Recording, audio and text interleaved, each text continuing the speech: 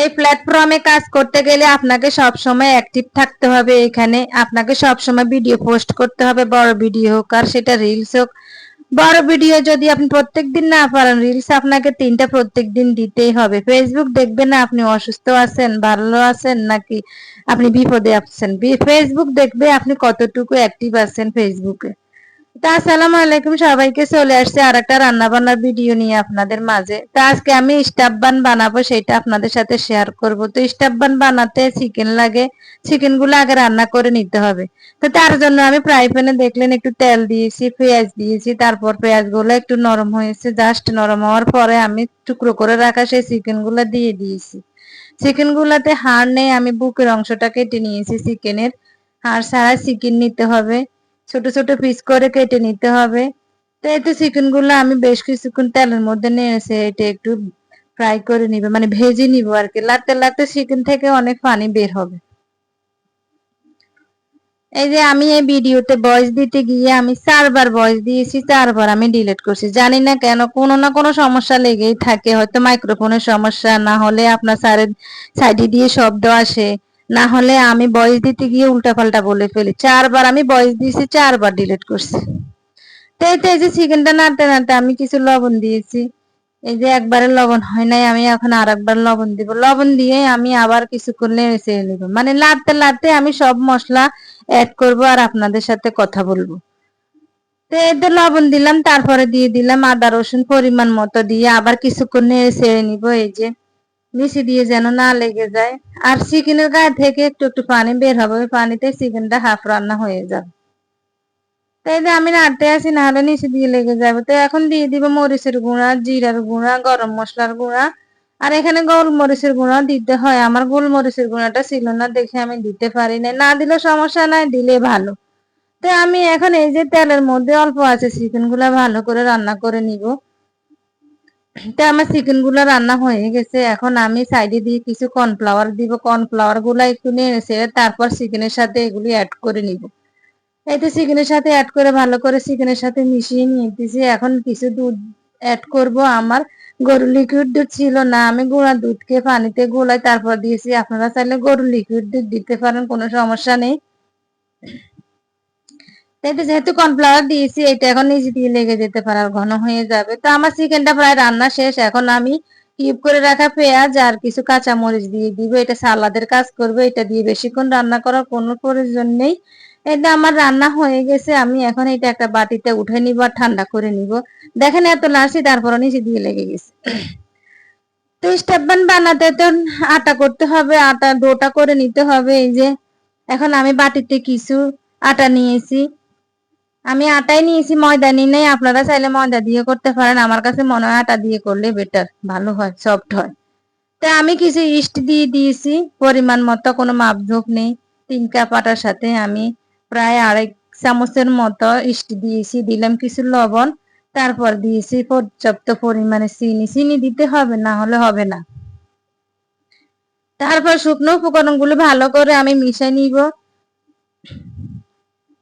তারপর আমি একটা ডিম ফাটাই নিয়েছি, এই ডিমটার অর্ধেক দিব আর অর্ধেকটা রেখে দিব। ওই অর্ধেকটা আমার স্টাফ বানাতে কাজে লাগবে। তো আমি ডিমটা দিয়ে ভালো করে চামচ দিয়ে আটার সাথে মিশিয়ে নিতেছি। তারপরে আমার মনে হলো লবণ কিছু কম হয়েছে, আমি আর একটু লবণ অ্যাড করলাম। এরপর আমি একটু একটু পানি দিয়ে আটাগুলো করে নিব। পানিটা হালকা কুসুম গরম পানি। একসাথে পানি দিয়ে আপনারা গুলতে যাবেন না, না হলে নরম হয়ে যেতে পারে। এই যে আমি 2বার পানি দিয়েছি। এখন আমার পানি এগুলি সবই লাগবে, আন্দাজ করে পানি নিয়েছি, সবই লেগেছে। আর আটাটা গুলতে গেলে আপনার হাতে লেগে যায়, এটা কোনো সমস্যা না। পরে আস্তে আস্তে এটা হাত থেকে ছেড়ে দিবে। এখন আমি তেল একটু একটু করে হাতে নিয়ে ডোটা পুরাটা করে নিব। তো আমার এই যে দেখেন ডোটা করা হয়ে গেছে। এখন ডোটা যেন ড্রাই হয়ে না যায়, উপরে দিয়ে আমি একটু উপরে দিয়ে তেল দিয়ে এটা বেশ কিছুক্ষণ রেস্টে রেখে দিব। ধরেন আমি এই ডোটা দুপুরবেলা করেছি, এখন তারপরে যে আসর নামাজের পরে আমি স্টাফ বনটা বানাতে গেছি। তো দেখেন এতক্ষণে এটা রেস্টেই ছিল। তো এতে চলে আসছে, দেখেন ডোটা পুরো ডাবল হয়ে গেছে আর নরম হয়েছে। এটা নরমই হবে, শক্ত করলে এটা ভালো হবে না, স্টাফ বন নরমই করতে হবে। এই যে আমি এখন এক এক করে সবগুলো স্টাফ বানিয়ে নিব, আর এটারে আমি ভালো করে ময়দা দিয়ে কিংবা আটা দিয়ে ভালো করে মতে নিব। তো আমি স্টাফ গুলো আজকে ওভেনেই করব, তাই তার জন্য ওভেনের ট্রেটা বাইর করছি, ওইখানে কিছু পেপার দিয়ে আমি তেল দিয়ে ব্রাশ করে নিয়েছি। স্টাফ গুলা বানাই বানাই ওইখানে রাখবো যেন লেগে না যায় নিচে দিয়ে। তো আমি একটু একটু করে আটা দিয়ে এখন এই যে ডোটা ভালো করে মতে নিব। দেখেন নিচে দিয়ে লেগে যায়, যেহেতু নরম হয়েছে এটা লেগে যাবে, এটা কোনো প্রবলেম। আটা এটারে মতে নিতে হবে। তা আমি এখন ছুরি দিয়ে ডোটা কেটে কেটে ভাগ করে নিব, ভাগ করে তারপর আমি স্টাফ বানগুলো বানাবো। এই যে দেখেন আমি একটা ভাগ দিয়ে একটা স্টাফ বান বানাবো, যেটাতে বেশি হয়েছে কম হয়েছে সেটা পরে আমি ঠিক করে নিব।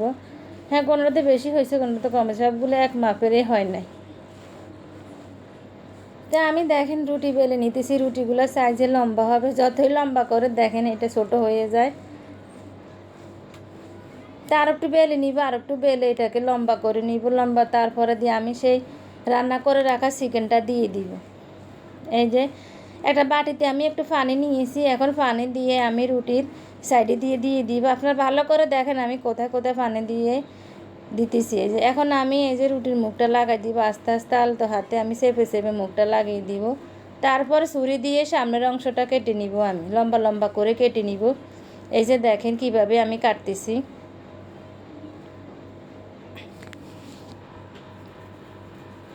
তারপর আমি রুটির উপরে দিয়ে এই পাশে একটু পানি দিয়ে দিব, আবার যেন ওই যে এগুলো লাগানোর সাথে সাথে যেন লেগে যায়, আঠালো ভাব হওয়ার জন্য পানিটা দেওয়া। তা আমি এক এক করে সব কিছু লাগিয়ে দিতেছি। দেখেন আপনারা ভালো করে সবগুলো তো আর ডিটেলে বলা সম্ভব না।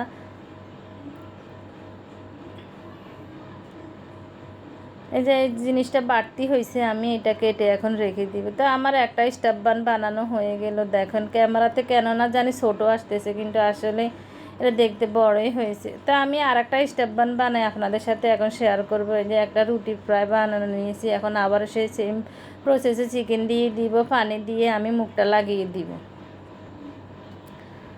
এই যে পানি দিয়েছি, পানি দিয়ে মুখটা লাগিয়ে দিয়ে আবার সেই সেমভাবে আমি মুখটা আলতোভাবে লেগে দিয়ে আমি ছুরি দিয়ে ফার্স্টটা কেটে নিব।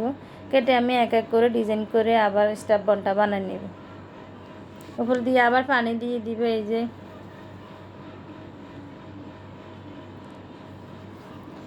তা আমি এক এক করে সবগুলো এখন লাগাই দিতেছি। দেখতে পাচ্ছেন এখানে বাড়তি হয়েছে, এখানে ফাঁসি দিয়ে বাড়তি হয়েছে, এই ফাঁস দিয়ে বাড়তি হয়েছে। তা আমি ওই ফাঁসেরটা কেটে নিয়েছি, বাড়তি হয়েছে, এখন এই ফাঁসেরগুলো কেটে নিব। এই যে না হলে দেখতে সুন্দর লাগবে না, একটা জিনিস দেখতে সুন্দর লাগলেই তো খাইতে ভালো লাগবে। তাই তো আমার এক এক করে এখন সবগুলো স্টাফ বান বানানো হয়ে গেছে। এখন আমি এটার উপরে দিয়ে ওই যে একটা অর্ধেক ডিম রেখে দিয়েছি না, ওই ডিমটা এখন ব্রাশ করে দিব একটু একটু করে। এই ডিমটা দেওয়ার কারণ হচ্ছে যেন কালারটা সুন্দর আসে স্টাফ বানের উপর দিয়ে, যে জাস্ট একটুকুর জন্য, কোনো টেস্ট আসবে না, কিন্তু আপনার হচ্ছে কালারটা সুন্দর হওয়ার জন্য ডিমটা দেওয়া, এই আর কি। তো আমি এক এক করে সবগুলোর উপর দিয়ে এই তো ডিমটা দিয়ে দিয়েছি। এইদিকে আমি ওভেনটা ফ্রি হিটে দিয়েছি, ওভেনটা আমি অন করে রেখেছি প্রায় কিছুক্ষণের জন্য ফ্রি হিট দিয়েছি। এখন আমি ট্রেটা ওভেনের ভিতরে দিয়ে দিবে। এই যে দেখেন, তো প্রথমেই আমি নিচে দিয়েছি, তো চিন্তা করলাম এত নিচে দিয়ে দিলে স্টাম্প বানগুলো নিচে দিয়ে পুড়ে যেতে পারে, তা আবার বের করে আমি মাঝের অংশতে এখন দিব, দিয়ে আমি এটা কিছুক্ষণ কুক করে নিব ওভেনের ভিতরে। তো এখন মাঝে দিয়ে একটু আপনাদের দেখাইতে আসি কীভাবে কুক হচ্ছে। দেখেন কালারটাও চেঞ্জ হয়ে আসছে, এখনও পুরোপুরি হয় নাই। এই যে দেখেন, তো এই তো আমার অফ ক্যামেরা হয়ে গেছে, ওটা অত সময় তো আর দেখানো যায় না। দেখেন স্টাফ মানে কালারটা অনেক সুন্দর হয়েছে, তাই না? এই যে আমার বাচ্চারা তো দেখে বলে ওয়া ওয়া অনেক সুন্দর হয়েছে। তো এই যে এখন একটা স্টাফ বান খুলে আমি আপনাদের সাথে শেয়ার করতেছি, কি যে সফট হয়েছে আর কি যে মজা হয়েছে খেতে। এই যে দেখেন ভিতরটা অনেক সফট জুসিনেস হয়েছে, আর উপরে দিয়ে অনেক সফট হয়েছে, পুরো ড্রাই কিংবা কোনো জায়গা দিয়ে শক্ত হয়ে যাওয়া পুড়ে যাওয়া কিছুই হয় না। তা আজকের ভিডিও এখান পর্যন্ত। ভিডিওটি কেমন লাগলো সবাই লাইক কমেন্ট শেয়ার করে জানাবেন। সবাই ভালো থাকবেন, সুস্থ থাকবেন, সবাইকে আল্লাহ হাফেজ।